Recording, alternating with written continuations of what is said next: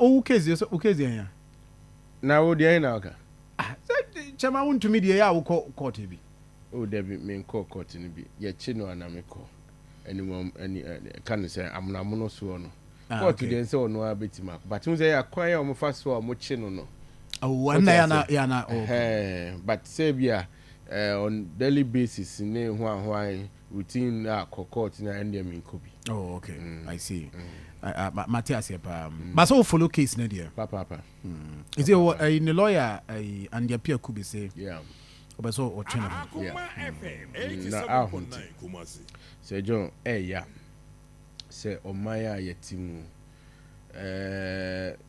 Ubia wo kwan say or join any political party or pay.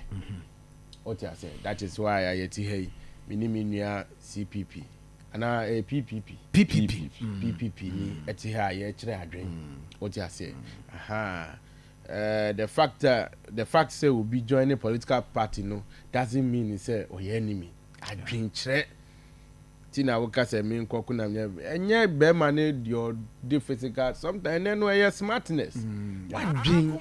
What you say? Me no ya adwen. What you say? Me can say senke ahoden ni machoism anka uko Japan ni China ye nya soja ni kra ho but fia adwe dan timu no bomb obeto no o ja say o ye metro kra untimi nye hwe Wontumi onye abadwuma da onji ministry appointment bi ada o ja say wonye board member da chese edie ben na fa aban ho say directly Wontumi akoye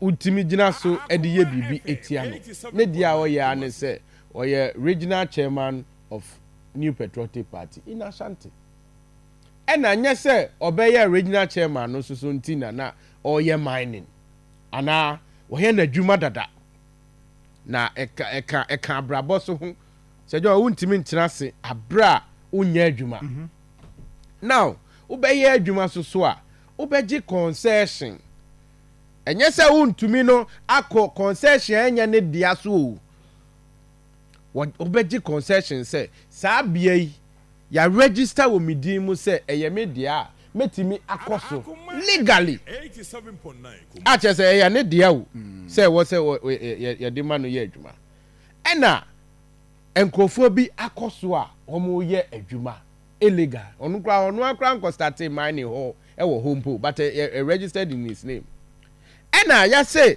sankrofo na akoso no is unknown to him what throw letter to the regional security council western region say masasi ye de amami enkrofo akoso a wo mo adwuma mema wo mo kwan ampa regional security council no so no reply now mo dem for course first one kopam wo mo de akade minim ho asem okay na sa asem we ye de akọ court say adenti na wode na saase e de ama obi say onye illegal mining wo so waka bibia say ono onye sa even anamon a watu kramponi auditors kra ba auditors ba adwuma mu a ye bisa say situation we no what have you done about it I say now they are chere wo mo say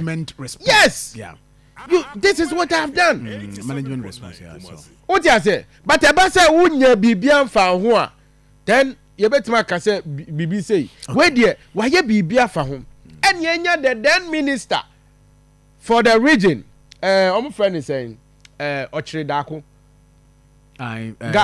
Gabia there be no Gabia Takrade MP no I'm friend saying Ochiri Dako yeah fan man bisa fine man bisa wa kodia dance kra wo court say ni say dey ye hwe ni mu say judgment beba na what judgment my dey say judgment my then na lawyer no say wo jai because ohwe proceedings na akoso na if the court will be court the court will be court feel say a strategy to also delay strategy strategy to delay the bad there because strategy to delay the bad there What you say? Say John, on mine nankasa e face illegal miners. I from Galamsey. Problem. On my ye wo army, ye wo police, ye wo fire service, immigration BAB. We struggle to deal with them. It's an individual. All case or no they want me and control the site. So why do you blame him? Yen for the judgment. Say they are in a court. Who baby are there near call. But one baby echo. Oh now then then a lawyer and say they acquire judge in the case in that fashion. Or your lawyer ni one client in Kwano attending to. Ultimately attending to other clients. What's one year no number Wontumi because you need Wontumi. Okay. What they hold there might be entering. Judgment to say, it's not fair. But me feel